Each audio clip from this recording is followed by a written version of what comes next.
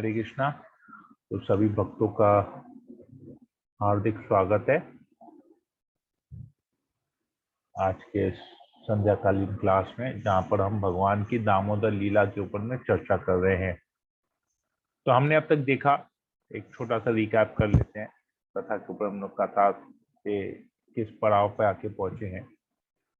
तो एक दिन आचार्य बताते कि दिवाली का दिन था और यशोदा माई ने सोचा कि मैं स्वयं आज कृष्ण के लिए दही मंथन करूंगी। तो वो बैठ जाती है दही मंथन करने और कृष्ण की बाल लीलाओं का स्मरण करती है, उनको गीत के माध्यम से गुनगुनाती है और उस वात्सल्य भाव से उनके स्तनों में दूध आ जाता है।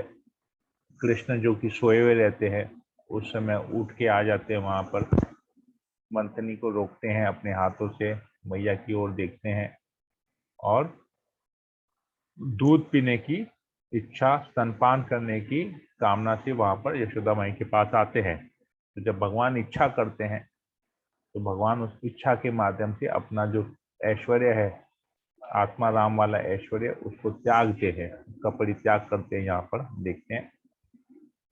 फिर आगे जब यशोदा माई उनको दूध पिला रही होती है तो वो देखते हैं कि रसोई में चूल्हे के ऊपर दूध उबालने रखी थी बर्तन में और दूध उफल के गिर रहा था। इसका महत्व भी हमने आचार्यों की, जीव गोस्वामी इसके बारे में क्या बताते, इसके बारे में भी हमने चर्चा किया। और उस समय उस दूध को बचाने के लिए यशोदा माई कृष्ण को अपने गोद से नीचे उतार के दूध बचाने के लिए चली जाती है। तो कृष्ण अतृप्त रहते हैं। तो अतृप्त रहने का मतलब वो वहां पर अपने दूसरे ऐश्वर्य को भी त्याग रहे हैं, और वो ऐश्वर्य है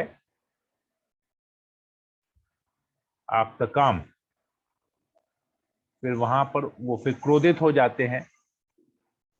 तो क्रोधित में भी वो अपना तीसरे ऐश्वर्य को, जब वो क्रोध प्रकट करते हैं और उस क्रोध में वो उस मटकी को दे मारते हैं जिस मटकी में दही मंथन हो रहा था।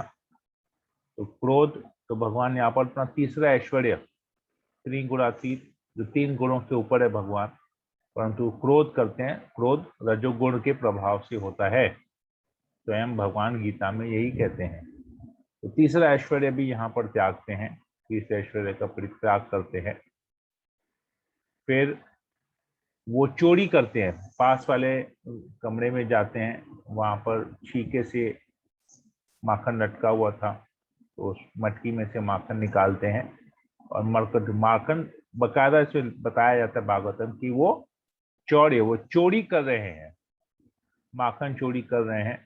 तो यहाँ पर जो स्वयं लक्ष्मीपति हैं, करोड़ों की संख्या में वैकुंठ धाम में, वैकुंठ लोक में लक्ष्मी देवी भगवान को प्रसन्न करने के लिए उनकी सेवा कर रही है, जिनकी सेवा करोड़ों लक्ष्मी देवियां मिलकर कर रही हैं, जो लक्ष्मीपति हैं, वो अभी चोरी कर रहे हैं।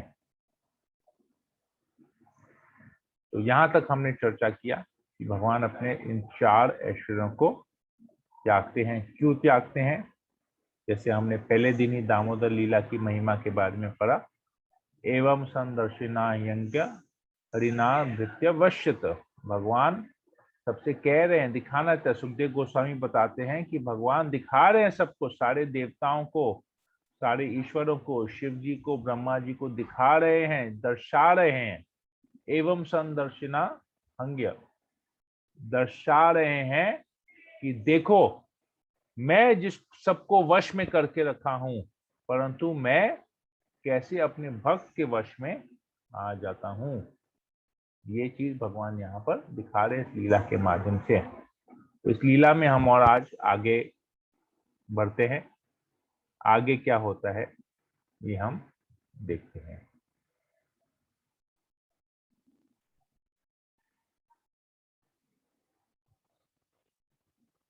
ओके, आज हम 10वें स्कंद का 9वें अध्याय का श्लोक नंबर 9 करेंगे।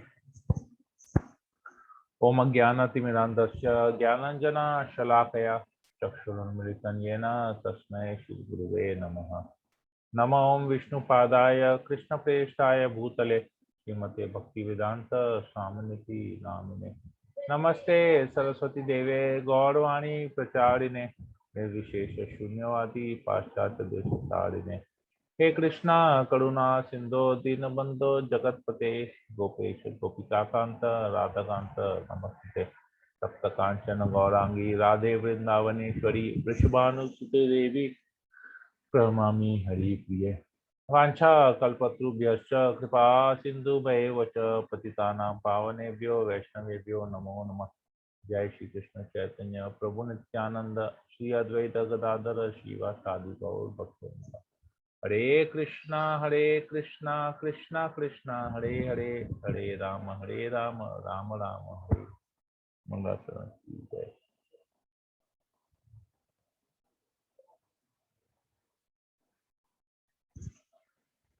ओम नमो भगवते वासुदेवाय। ओम नमो भगवते वासुदेवाय। ओम नमो भगवते वासुदेवाय। श्लोक नंबर 9। ताम आत्तयस्तिं प्रशमीक्ष्य सत्वरस् ततो वरुयापप्सा शराभितवत् गोप्यान्वधावन्नयमापयोगिनां शमं प्रवेष्टुं तपसेरितं मना। तामात्तयस्तिं प्रशमीक्ष्य सत्वरस् ततो वरुयापप्सा शराभितवत् गोप्यान्वधावन्नयमापयोगिनां शमं प्रवेष्टुं तपसेरितं मना। तामात्तयस्तिं प्रशमीक्ष्य सत्वरस् ततो वरुयापसशराभितवत् गोप्यान्वधावन्नयमापयोगिनां शमं प्रवेष्टुं तपसेरितं मना। तो ये कृष्ण माखन चोरी करते हैं, मरकटों को खिलाते हैं, और मरकटों को जब खिला रहे हैं तो यशोदा माई पीछे से धीरे धीरे हाथ में छड़ी लिए उस कमरे में प्रवेश करती है। तो सिचुएशन क्या है? सामने बंदर है, कृष्ण इधर है, कृष्ण के पीछे दरवाजा है उस कमरे का, और कृष्ण मरकटों को माखन खिला रहे हैं, और यशोदा माई पीछे से चुपते चुपते आती है वहां पर, और यशोदा माई के हाथ में होती है छड़ी।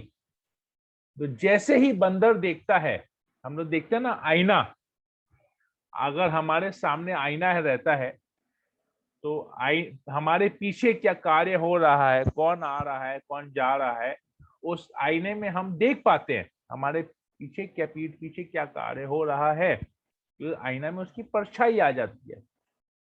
और यहाँ पर कृष्णा जो मरकट है, जो बंदर है, वो उस आईने का कार्य कर रहा है, क्योंकि बंदर ने देख लिया यशोदा माई के हाथ में छड़ी है, तो उसके चेहरे पे एक डर सा आ गया, उसकी आंखों में दिख रहा है।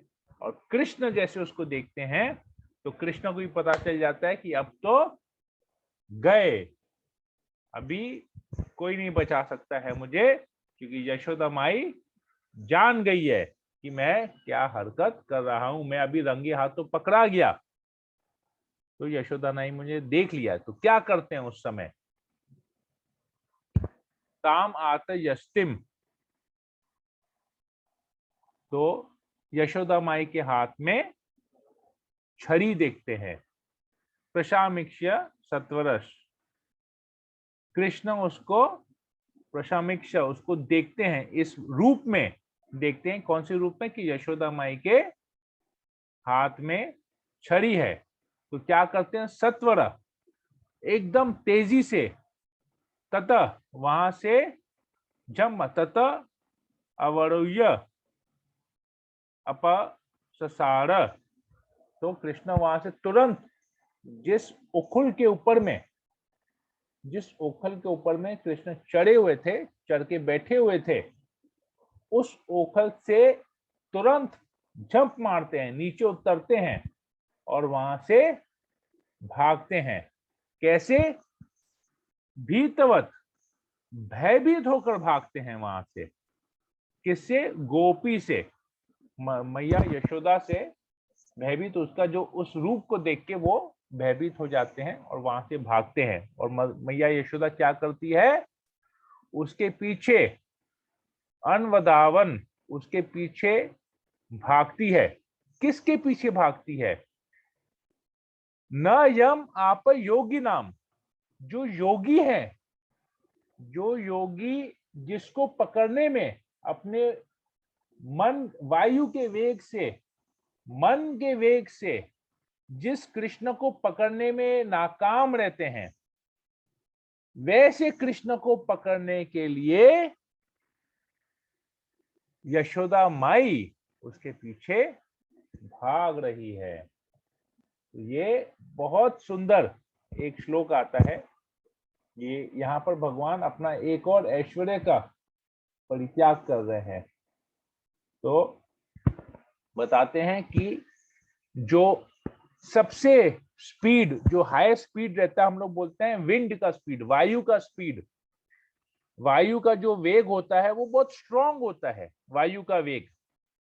परंतु वायु के वेग से भी ज्यादा होता है मन का वेग, मनोवेग। मन का वेग क्या होता है कि अब हमने मन से सोचा, जैसे अभी मैं बैठा हूं कलकत्ता में और मैं सोचूंगा, मेरे मन में मैंने सोचा कि मैं अभी न्यूयॉर्क में हूं और तुरंत वो न्यूयॉर्क का दृश्य हमारे सामने आ गया। तो ये होता है मन का स्पीड, मन का वेग। मतलब सोचते हैं और उस जगह का एक छवि हमारे मन में आ जाता है और हमको लगता है हम उस जगह में हैं। ये होता है मनोवेग। तो इस वेग से अगर कोई जाता है और वो कृष्ण तक पहुंच नहीं पाता है, कृष्ण के चरणों का भी उसे बहुत दुर्लभ दर्शन होता है, उस स्पीड में जो जाता है, कृष्ण तो दूर, कृष्ण के चरणों का दर्शन भी अगर मात्र हो जाए तो भी बहुत बड़ी बात है। और ऐसे कृष्ण को यशोदा माई अपने शरीर के वेग से, वायु के वेग से नहीं, मन के वेग से नहीं, अपने शरीर के वेग से पकड़ने का प्रयास कर रही है और वो प्रयास में सफल भी हो जाती है। तो कृष्ण यहाँ दिखाते हैं, अपने एक और ऐश्वर्य का परित्याग करते हैं कि मन के वेग से भी हजारों वर्ष तक जो मुनि तपस्या करते हैं, मन के वेग से मुझे पकड़ने का प्रयास करते हैं, मैं उनके हाथ में नहीं आता। परंतु ये जो यशोदा माई अपने भक्त के वश में मैं कैसे आ जाता हूं। एवं संदर्शिनान्य हरिनार भृत्यवश्यत, कैसे मैं अपने भक्त के वश में आ रहा हूं, कृष्ण यहाँ पर दिखा रहे हैं। इस विषय में ब्रह्मा जी ब्रह्म संहिता में और बहुत सुंदर श्लोक बताते हैं। ब्रह्म संहिता में 34 नंबर 5 अध्याय में 34 नंबर श्लोक आता है। पंथास्तु कोटि शतवत्सर संप्रगाम्यो वायोरथापि मनसो मुनि पंगवानाम सोप्यस्ति यत् प्रपदस्यम्नि अच्विंचित्य तत्वे गोविंदमादि पुरुषम तमहम भजामि। देखिए, कोटि शत वत्सर, कोटि मतलब करोड़ों, करोड़ों वर्ष तक, कोटि शत वत्सर, करोड़ों वर्षों तक वायु के वेग से,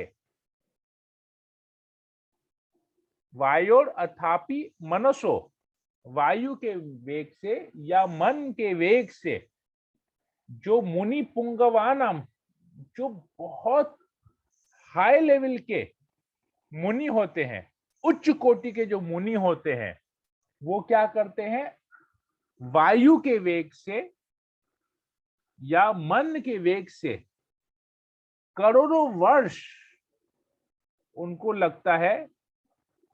वो लोग क्या, करोड़ों वर्ष तपस्या करने के बाद वो क्या करते हैं, अपि अस्ति यत् प्रपद, मतलब केवल उनको, प्रपदा मतलब जो प्रपद मतलब जो पाद है, जो भगवान का चरण है, उसका पाद का खाली दर्शन होता है, मतलब जो चरण है, पूरे जो चरण है उसका केवल अंगूठे का उनको दर्शन होता है। उस अंगूठे का भी नहीं, अंगूठे का जो टिप है, जो अग्रभाग है, अंगूठे का जो चरण है, भगवान के चरणों को पकड़ने का प्रयास करते हैं, लेकिन हजारों करोड़ों वर्षों तक वो मन के वेग से, वायु के वेग से, मन के वेग से कृष्ण के चरणों पर, कृष्ण के चरणावृंद का, पाद का, चरणों का दर्शन करने का प्रयास करते हैं,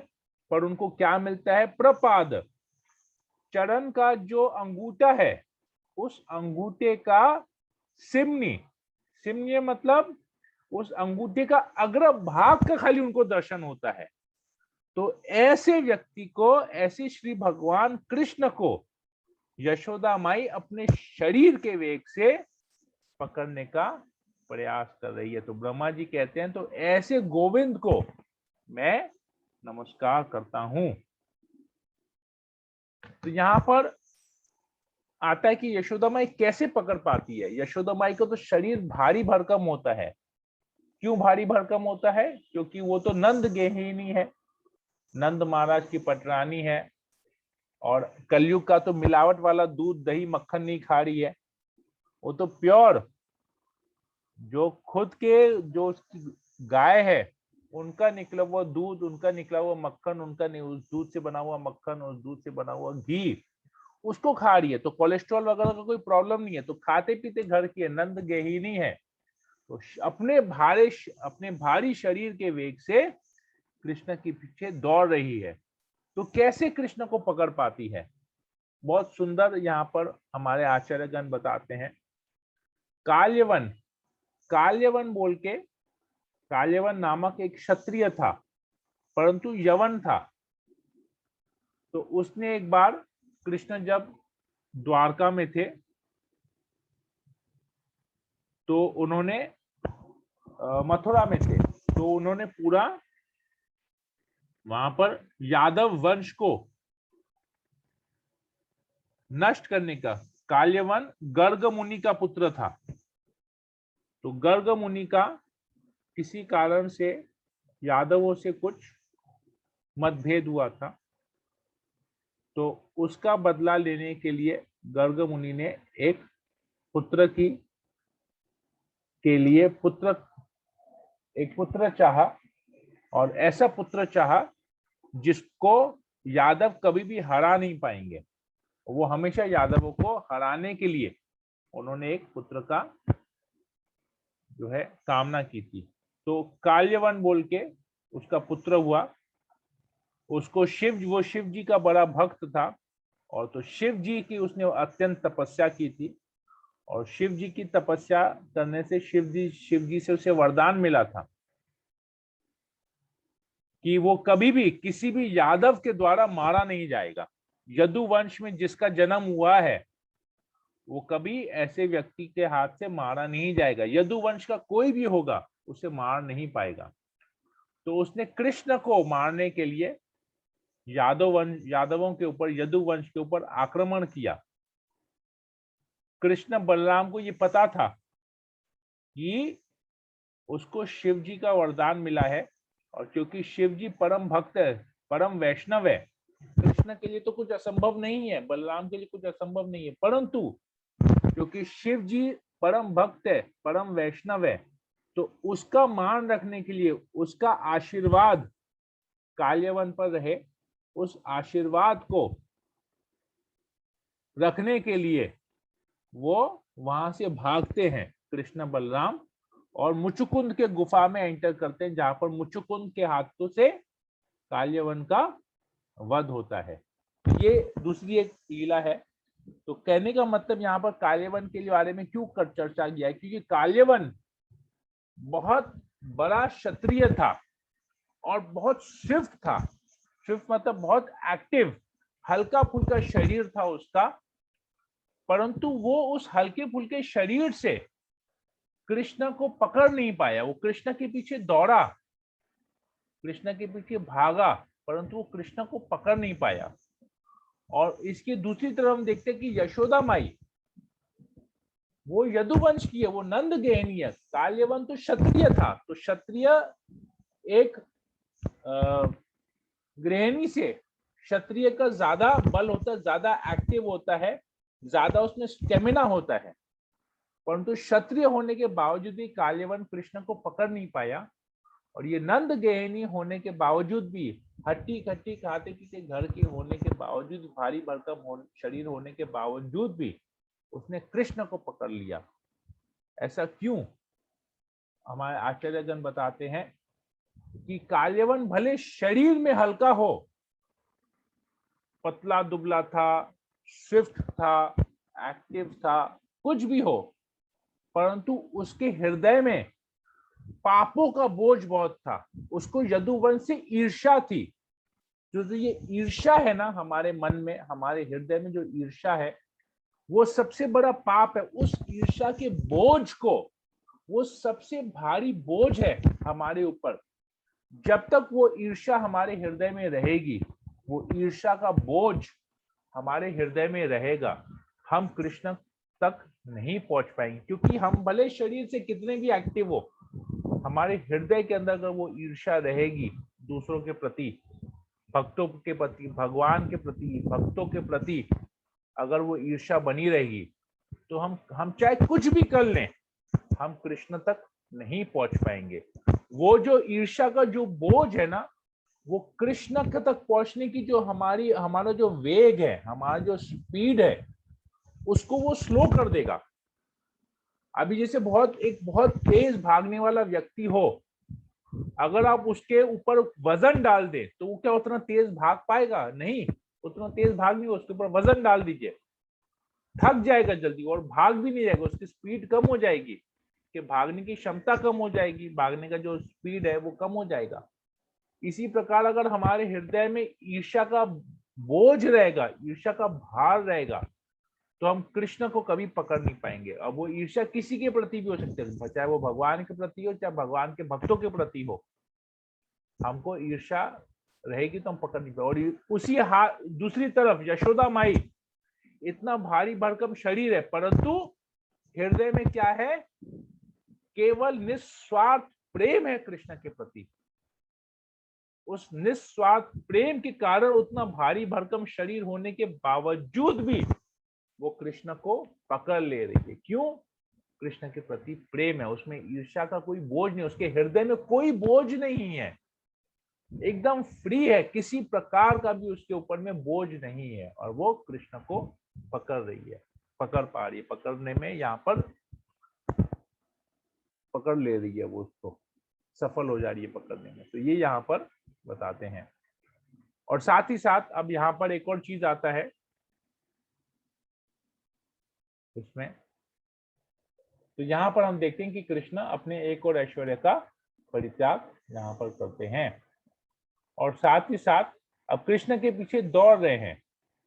तो यहाँ पर प्रभुपाद जी बताते हैं कि जितने भी योगी जन हैं, जो अनेकों अनेकों वर्ष तक तपस्या करते हैं, ध्यान करते हैं, वो अपने हृदय में परमात्मा जो उनके हृदय में है, उनको पकड़ने के लिए बहुत तपस्या करते हैं, परंतु वो नहीं कर सकते, वो नहीं कर पाते, ऐसे कृष्ण का दर्शन नहीं कर पाते, उसके चरणों का भी दर्शन नहीं कर पाते, उनके लिए दुर्लभ है। परंतु हम यहाँ पर देख रहे हैं कि कैसे कृष्ण यशोदा माई से पकड़े जा रहे हैं। तो यहीं पर प्रभुपाद जी बताते हैं कि ये भक्त और योगी का यहाँ पर हम लोग भेद देख सकते हैं, कि भक्त और योगी के बीच में भेद देख सकते हैं। योगी जन कृष्ण को कभी नहीं पकड़ पाएंगे, परंतु अगर भक्त है, विशेषकर यशोदा माई की जैसे अगर वो लोग शुद्ध भक्त हैं, तो कृष्ण पहले से ही पकड़े जा चुके हैं। कृष्ण ने अपने आप को भक्तों के प्रति ही शरणागत कर दिया है। भक्त जब कृष्ण के प्रति शरणागत होता है, तो कृष्ण भी स्वयं अपने आप को भक्त के प्रति शरणागत कर देते हैं।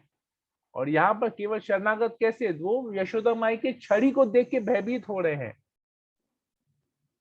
ये भी बहुत आश्चर्य है। कुंती महारानी कहती है अपनी प्रार्थनाओं में, भय भावनाया स्थितस्य, कहते हैं कि स्वयं भय भय जो मूर्तिमान रूप में भय भी स्वयं कृष्ण से भयभीत होता है, क्योंकि हर एक चीज का एक पर्सनालिटी है। जैसे वायुदेव है, जैसे हमारी आंखें हैं, पर आंखों को भी कंट्रोल करने वाला एक देवता है, एक पर्सनालिटी है।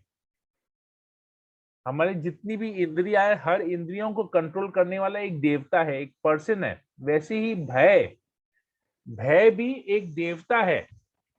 तो वो जो भय का जो देवता है, वो स्वयं कृष्ण से भयभीत रहता है। तो यही कुंती महारानी अपने प्रार्थनाओं में कह रही है, भया भावनया स्थितस्य। इसको हम एक बार इस श्लोक को खोलते हैं, बहुत सुंदर श्लोक है ये भी, कुंती महारानी की प्रार्थनाओं में आता है। गोप्य ददे त्वयि क्लिष्टगासी दाम तावद् याते दशश्रु कलिलंजन संभ्रमाक्षम वक्त्रम निनिया भया भावनाय स्थितस्य सामां विमोहयति भीरापि यद् बिभेति।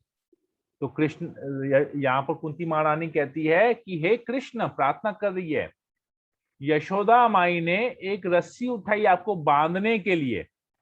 जब आपने क्या किया, वो हांडी तोड़ी, माखन चुराया, और उस कार्य की वजह से दंड देने के लिए यशोदा माई ने रस्सी उठाई आपको बांधने के लिए। आपकी आंखों में अश्रु आ गए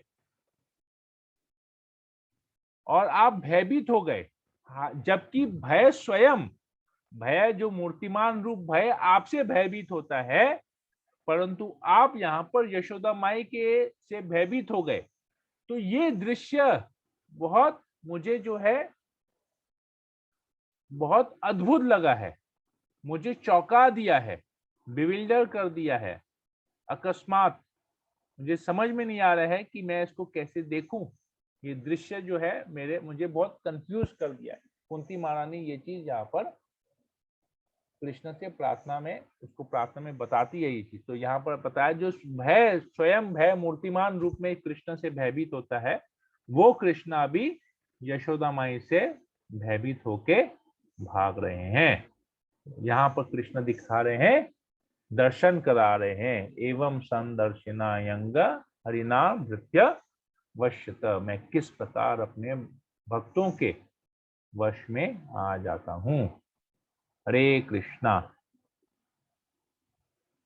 कृष्णा कृष्णा कृष्णा हरे हरे, हरे राम राम राम हरे हरे। श्री श्री दामोदर लीला की जय, भगवान राधा दामोदर की जय, श्रील प्रभुपाद की जय। हरे कृष्णा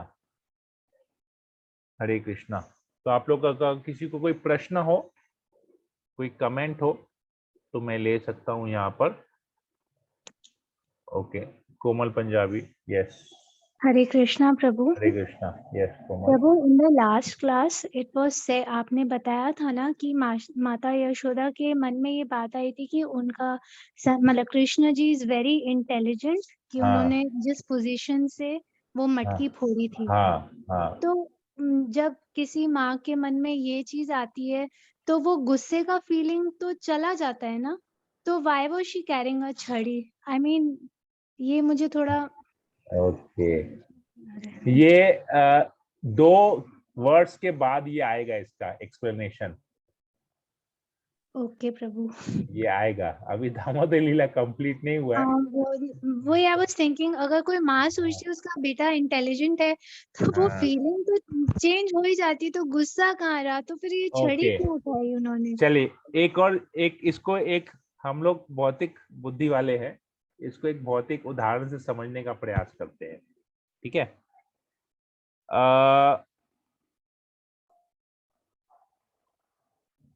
सपोज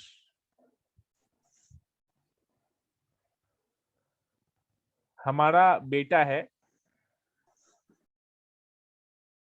वो पढ़ाई में बहुत अच्छा है, ओके। अभी पढ़ाई में अच्छा होने के बावजूद भी क्या हुआ, उसको किसी एक स्पोर्ट्स में, किसी एक एक्टिविटी में उसको इंटरेस्टिंग लगा और उस स्पोर्ट्स जो है उसको क्रिकेट खेलने में इंटरेस्ट आ गया, तो उसने क्रिकेट के चक्कर में वो पढ़ाई पे ध्यान देना कम कर दिया। ओके, और उसके मार्क्स, अब वो जो फर्स्ट सेकंड थर्ड टॉप 3 में आता था, अब टॉप 10 में भी उसका नंबर नहीं है, परंतु वो स्कूल को रिप्रेजेंट कर रहा है क्रिकेट खेलने में।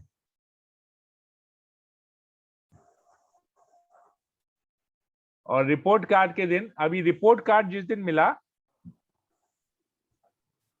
उस दिन आया कि ये मार्क्स इसका अच्छा नहीं आया है, क्या होगा? गुस्सा आएगा, राइट? यस प्रभु। क्रिकेट सारा दिन बर्बाद कर दिया क्रिकेट जीवन, और साथ ही साथ अगले दिन वो ट्रॉफी जीत के आया, मैन ऑफ द मैच का ट्रॉफी जीत के आया। क्या होगा? खुशी होगी मदर को। क्यों? एक दिन पहले तो गुस्सा था, यस प्रभु। अगले दिन खुशी क्यों हुई? अचीवमेंट वाइज फीलिंग्स चेंज हो गया ऐसे। Yes, Krishna is Yes. Intelligent, पर यार ठीक है, बुद्धि है, सही जगह लगाओ ना, मटकी क्यों तोड़ा? यस प्रभु। तो देखो ये आनंद है, ये जो these things are not to be explained, इसको हम भौतिक बुद्धि से सोचेंगे नहीं होगा। ये एक भाव है, ये वात्सल्य प्रेम है, मतलब निस्वार्थ प्रेम है, वात्सल्य भाव है कृष्ण के प्रति। तो इसको हम लोग एक्सपीरियंस कर सकते हैं खाली, इसीलिए तो ये सब लीलाओं के ऊपर चर्चा कर रहे हैं। Why are we discussing in इतने डिटेल में, हम लोग इस लीला के ऊपर क्यों चर्चा कर रहे हैं? कृष्ण भगवत गीता में कहते हैं, जन्म कर्म च मे दिव्यम एवं यो वेति तत्वतः स्वक्ता देह पुनर्जन्म नैति मामेति सो Arjun. Now we let us try to understand this verse. हम लोग इस श्लोक को समझने का प्रयास करते हैं। जन्म कर्म च मे दिव्यम, च मतलब एंड, और हिंदी में और, इंग्लिश में एंड। तो कृष्ण कहते हैं मेरा जो जन्म है और मेरा जो कर्म है, मतलब मैं जो कार्य करता हूं, कृष्ण को तो कार्य करने पे बाध्य नहीं है, परंतु कृष्ण फिर भी कर्म करते हैं, कृष्ण लीलाएं करते हैं, कार्य करते हैं। एज अ हाउस होल्डर वो अपना ड्यूटी अच्छी तरह से निभाते हैं। तो कृष्ण कहते हैं मेरा जन्म और मेरा कर्म वो दिव्य है। जन्म कर्म च में दिव्यम, ये हर कोई जानता है कि कृष्ण का जन्म और कर्म दिव्य है, परंतु इसके पीछे एवं यो वेति तत्वतः, परंतु इसके पीछे जो सच्चाई है कि मैं ये क्यों ये दिव्य है, मेरा जन्म क्यों दिव्य है, मेरी लीलाएं क्यों दिव्य है, इस तत्व को, इस सच्चाई को, इस एक्टिविटी को मैं क्यों कर रहा हूं, वो जो रीजन है, वो कारण अगर कोई समझ जाएगा कि मैं ये क्यों कर रहा हूं, मैं ये लीलाएं क्यों कर रहा हूं, तो इस कारण को अगर कोई समझेगा, मेरी दिव्य लीलाओं के बारे में कोई समझ जाएगा। एक है कि दिव्य लीला को जानना कि हाँ ये लीला कृष्ण की दिव्य है, परंतु उसको समझना कि ये दिव्य क्यों है, उसको अगर हम समझ जाएंगे तो कृष्ण गीता में कहते हैं त्यक्ता देह, मतलब जब वो देह को त्यागेगा, त्यक्त्वा देह, इस शरीर को जब वो त्यागेगा, पुनर्जन्म नैति, समझ में आ रहा है अभी हिंदी संस्कृत को, अब हिंदी में समझ रहे हैं, पुनर्जन्म नैति, वो उसका पुनर्जन्म नहीं होगा। मतलब अगर पुनर्जन्म नहीं होगा मतलब उसको भौतिक शरीर और नहीं मिलने वाला है। जब भौतिक शरीर नहीं मिलेगा तो क्या होगा? भूत प्रेत बन के घूमेगा क्या? शरीर नहीं मिला तो आत्मा बन के घूमते रहेगा क्या इधर उधर? कृष्ण कहते हैं मामेति, वो मेरे पास आएगा, मतलब मेरे धाम को, गोलोक वृंदावन में आएगा। मामेति, क्योंकि कृष्ण को समझ गए, कृष्ण की लीलाओं को समझ गए, वो कृष्ण कैसे करते हैं, क्यों करते, सब समझ गए, जब सब समझ गए तो कृष्ण के पास, जिसको समझ गए तो उसके पास ही रहेंगे ना।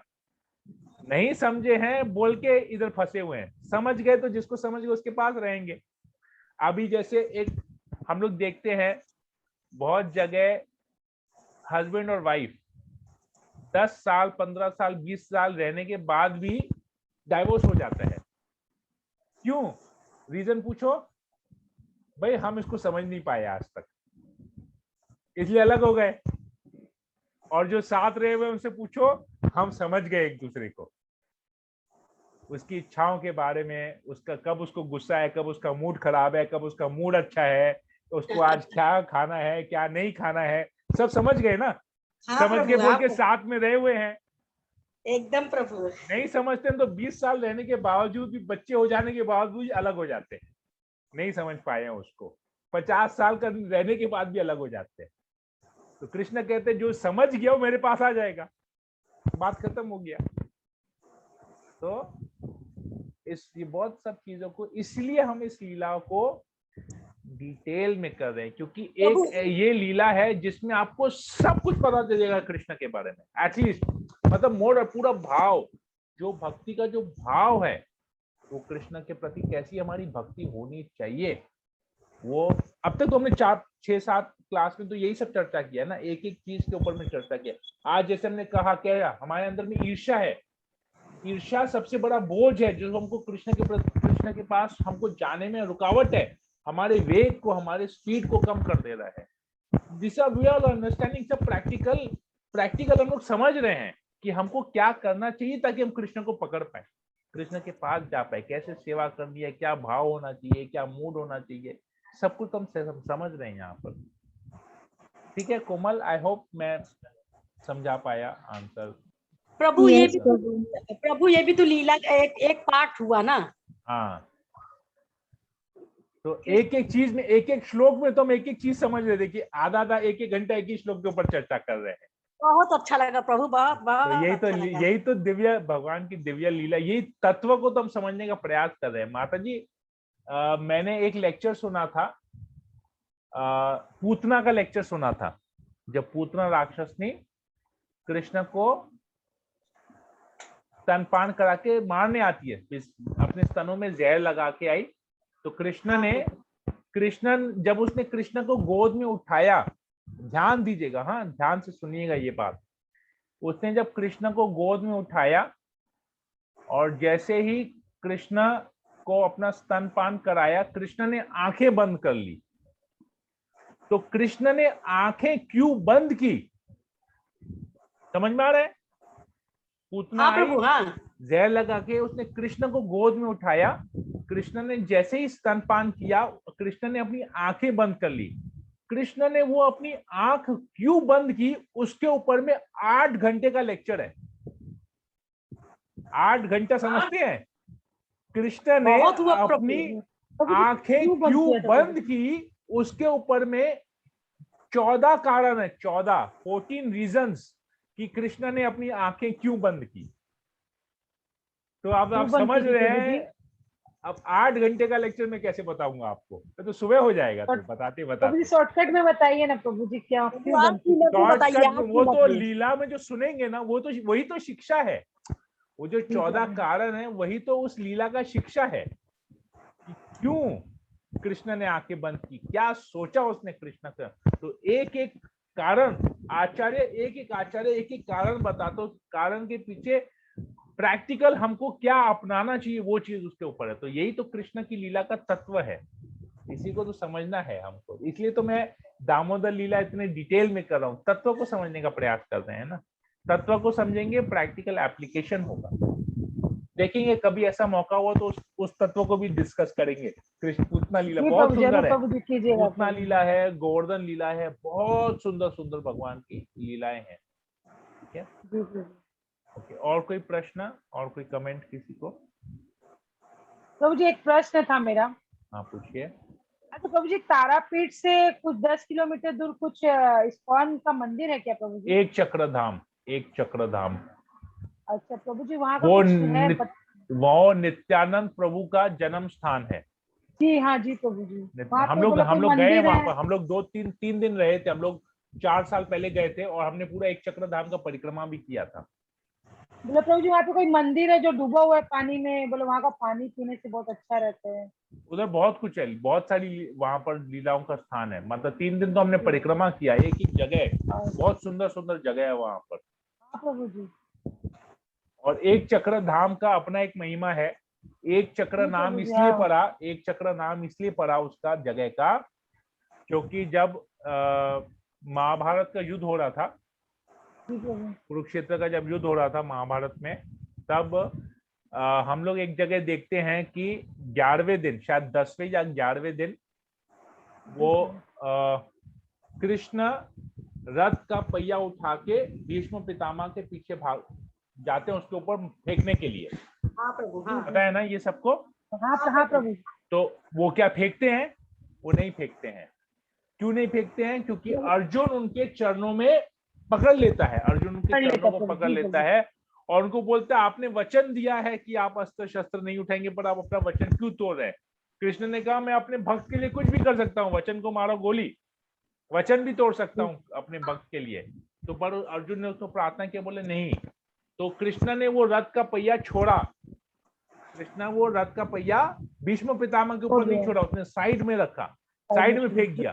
तो वो चक्का आके यहाँ गिरा एक चक्र में, इसलिए उसका नाम है एक चक्र। एक चक्र, एक चक्र। जी प्रभु। समझ में आया? अब आप सोचिए कुरुक्षेत्र कहाँ? दिल्ली में। एक चक्र कहाँ? बंगाल में। कहाँ? बंगाल में। कैसे आया? तो मन में थोड़ा सा डाउट आएगा, आएगा कि नहीं आएगा? मन में संदेह आएगा। मन में संदेह, प्रभु जी किस किस के मन में संदेह आया है? आप लोग बोलिए। मेरे मन में है प्रभु जी संदेह, कितना दूर से यहाँ क्यों आए प्रभु? हाँ, इतना दूर से यहाँ। और किसी के मन में संदेह है? नहीं प्रभु, उनके लिए क्या असंभव है? कुछ भी असंभव नहीं है प्रभु। ओके, ठीक है। और कोई जिसका संदेह है, मैं उसका संदेह आज क्लियर कर देता हूँ एकदम। बताइए, कोई संदेह है किसी के पास? किसी के मन में कोई संदेह है? बताइए। अरे शर्माइए मत, हम लोग सब आपस में ही है। ये कोई टेंशन, कोई सोच नहीं, कोई टेंशन नहीं कि प्रभु जी डांटेंगे या ऐसे कुछ लगेंगे। नहीं प्रभु जी, कुछ नहीं बोलने वाला। हमको लेकिन प्रभु जानना है कैसे हुआ, मतलब। ओके, ये तो मालूम है, ये तो भगवान का पावर। अच्छा, अभी एक लीला आपको बताता हूँ, ठीक है ना? एक लीला बताता हूँ आपको। समय है ना? हाँ प्रभु जी, बहुत है। यस प्रभु, यस कंटिन्यू प्रभु जी। एक बार नारद मुनि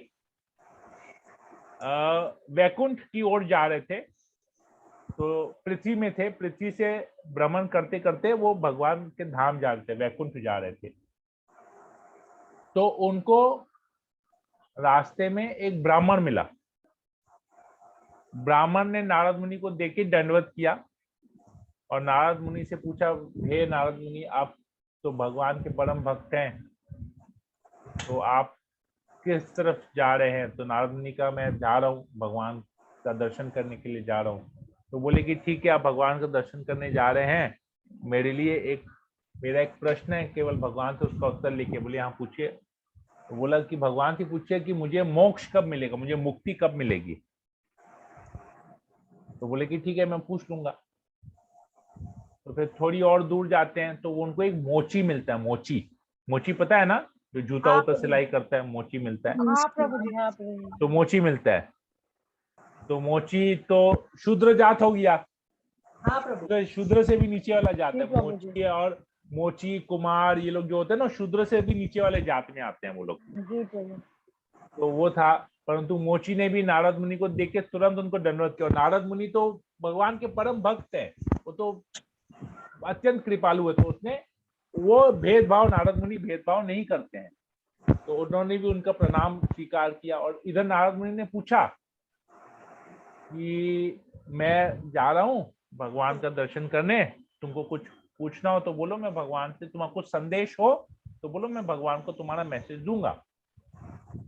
तो उधर में पहले इस मोची ने नारद मुनि को ग्लोरीफाई किया, उनका गुणगान किया, और फिर बोला कि ठीक है, जब आप बोल रहे हैं तो आप भगवान से पूछेगा कि मुझे भगवान का दर्शन कब होगा, मुझे उनका दर्शन कब होगा। अब देखिए, दो अलग बात। एक, उस ब्राह्मण ने क्या पूछा, मुझे मोक्ष कब मिलेगा, और ये पूछा मुझे भगवान का दर्शन कब होगा। ठीक है, ब्राह्मण और मोची, हाईएस्ट क्लास और लोएस्ट क्लास शूद्र से भी नीचे वाला क्लास।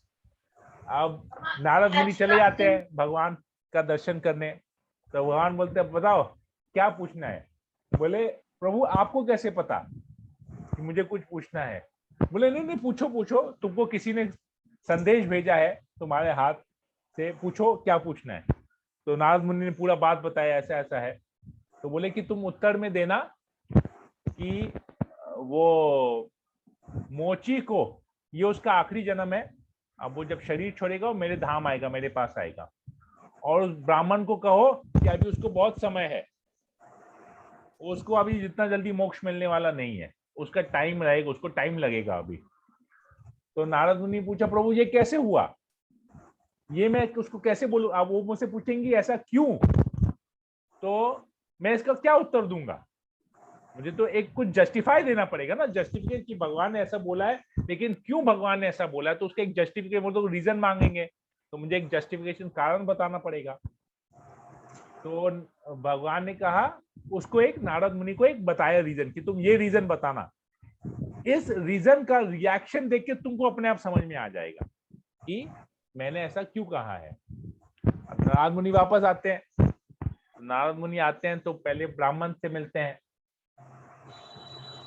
तो ब्राह्मण बोलते अरे आप आ गए, बताइए आपने भगवान को मेरा संदेश पहुंचाया। बोले हाँ। बोले भगवान को जब आपने संदेश सुनाया तो भगवान उस समय क्या कर रहे थे और भगवान ने आपको क्या उत्तर दिया।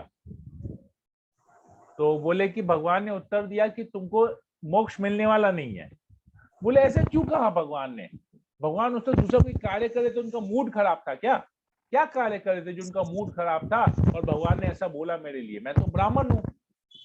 तो उसने बोला, नारद मुनि ने बोला कि भगवान क्या कर रहे थे, एक सुई के छिद्र से, सुई होता है ना हम लोग जो सुई सिलाई करते हैं, हाँ प्रभु। जी प्रभु, जी बटन प्रभु, बटन टाकने वाला सुई होता है, उस सुई जी के प्रभु। छिद्र से हाथी को पार कर रहे थे। तो बोला क्या बेवकूफी वाला बात करते हो, भी पहनाने के लिए और कोई मिला नहीं, सुई के छिद्र से कभी हाथी पास होगा क्या। हाथी पार होते, ठीक है। तो नारद मुनि वहां से बोला चले गया।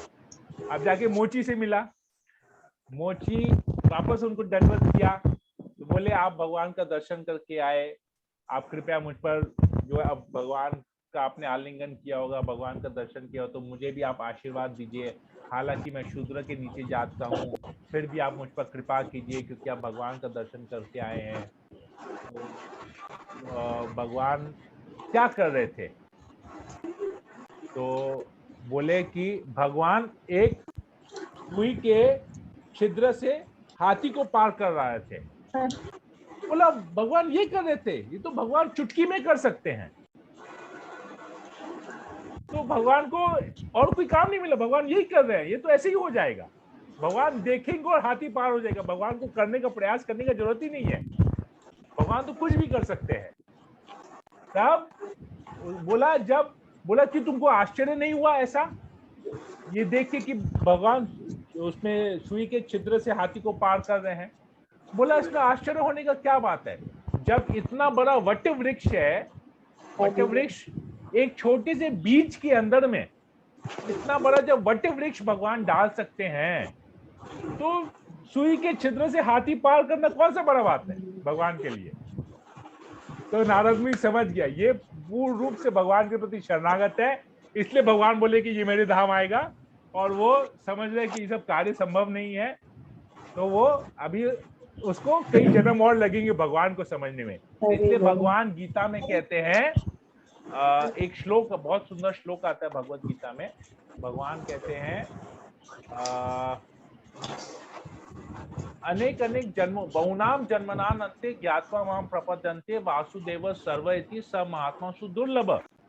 भगवान कहते हैं बहुत सारे अनेकों अनेकों जन्मों लेने के बाद, बहुनाम जन्मनान अन्ते ज्ञानवान माम प्रपद्यन्ते, एक जो ज्ञानी व्यक्ति है ना, अनेकों अनेकों जन्म के बाद एक ज्ञानी व्यक्ति मेरे शरणागत होता है। कैसे शरणागत आता है, उसको क्या ज्ञान मिलता है, वो जन्मों जन्मों से खाली ज्ञान लेते रहता है, और ज्ञान का कंक्लूजन क्या रहता है, ज्ञान का सार क्या होता है, वासुदेव सर्वम इति, वो रियलाइज करता है कि वासुदेव कृष्ण मैं जी, सर्वज्ञ। भगवान हूँ, और ये जान के अनेकों जन्मों तक केवल ज्ञान लेते रहते हैं, भगवान कौन है, भगवान कौन है, भगवान कौन है, बड़ा कौन है, बड़ा कौन है, भगवान कौन है, बड़ा कौन है, भगवान कौन है, निराकार है, साकार है, ये खाली सोचते रहते हैं, ज्ञान लेते रहते हैं, ज्ञान लेते रहते हैं, लेते हैं।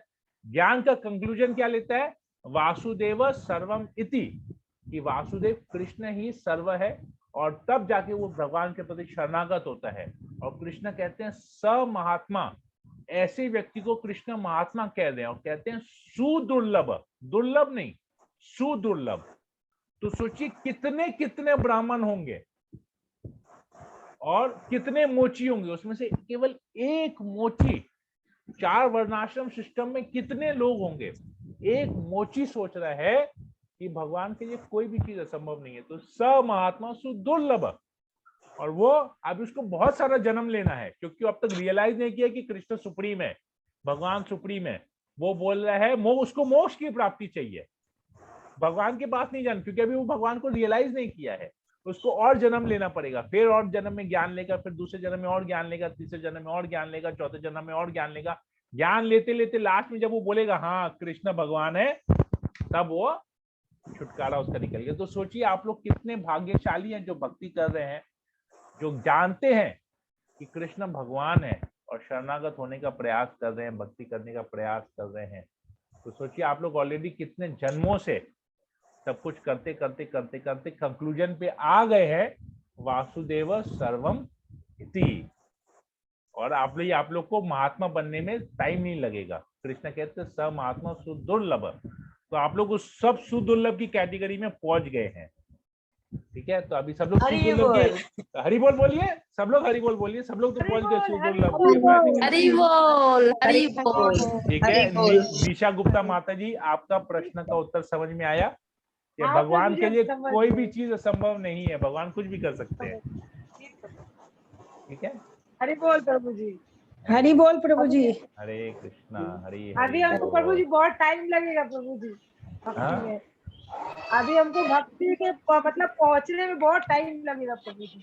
ओके, हरि बोल प्रभु हाँ जी। टाइम तो लगेगा ना, इतना जल्दी जी, प्रभु, आप बहुत शुद्ध time भक्त बन जाएंगे तो मेरा रोज रात का 9 बजे का क्लास कौन अटेंड करेगा? पर प्रभु आपके सहारे आगे बढ़ते जा रहे हैं। आप लोग सब शुद्ध भक्त बन गए तो मेरा क्लास करेंगे? मेरा क्लास कोई अटेंड करेगा क्या? नहीं प्रभु जी, जितना भी फिर सुबह आपका टाइम क्लास लगने तो दीजिए, पढ़ेंगे लगने दीजिए। आप लोग श्रवण कीजिए, मैं भी जी, कीर्तन जी, करूं जी। आप लोग के माध्यम से, तो मैं कीर्तन कर रहा हूँ। प्रभु जी। मेरा हृदय प्यूरिफिकेशन हो रहा है आप लोग के माध्यम से, तो इतना जल्दी मत कीजिएगा भक्ति शुद्ध भक्त बनने का। हाँ, मैं साथ में हूँ, प्रभु जी। ऐसा नहीं आप लोग सब शुद्ध भक्त बन जाए, मैं रह गया इधर कुर्सी में बैठा रह गया, आप लोग सब नहीं निकल प्रभु जी, गए।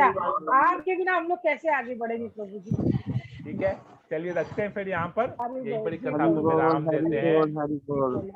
जय श्री श्री भगवान दामोदर की जय, जगत गुरु श्रीला प्रभुपाद की जय। वाचा कल्पतरुभ्यश्च कृपा सिंधुभ्यश्च पतितानां पावनेभ्यो वैष्णवेभ्यो नमो नमः। कृष्ण हरे हरे, हरे राम राम राम हरे हरे कृष्णा। हरे कृष्ण। हरे कृष्णा।